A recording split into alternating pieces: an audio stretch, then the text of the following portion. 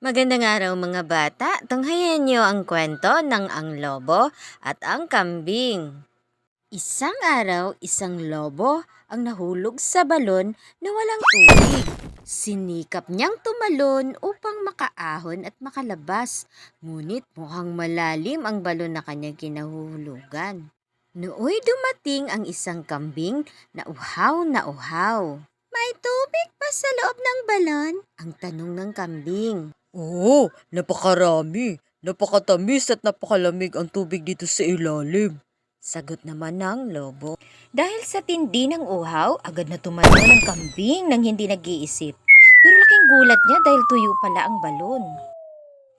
Nasaan ang tubig? Gulat na tanong ng kambing.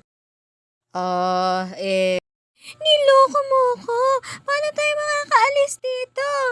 Huwag kang mag-alala, kaibigan. May naisip akong paraan para makalabas tayo dito. Kailangan lang natin magtulungan. Ano? Ipatong mo ang iyong mga paa sa pader at itaas mo ang iyong mga sungay. Aapakan ko ang iyong likod para makalabas ako. At kapag nasa itaas na ako, agad kitang hahatakin pa itaas. Sige, kung yan lang ang tanging paraan. Mabilis na umakyat ang lobo sa likod ng kambing at matagumpay na nakalabas. Noong pagkakataon na ng lobo na tulungan ng kambing, sa halip ng tulong, tinuwanan niya lang ito. Ang pangako mo, tutulungan mo ako. Walang manluloko kung walang magpapaloko, kaibigan. Kung ang talino ay kasing haba ng iyong balbas, hindi ka sana tumalo ng hindi nag-iisip. At tuluyan nilisan ng lobo ang lugar habang naiwan ng kambing na malungkot na nagsisisi. Ang aral ng kwento ay pag-isipang mabuti ang bawat desisyon at huwag agad magtiwala.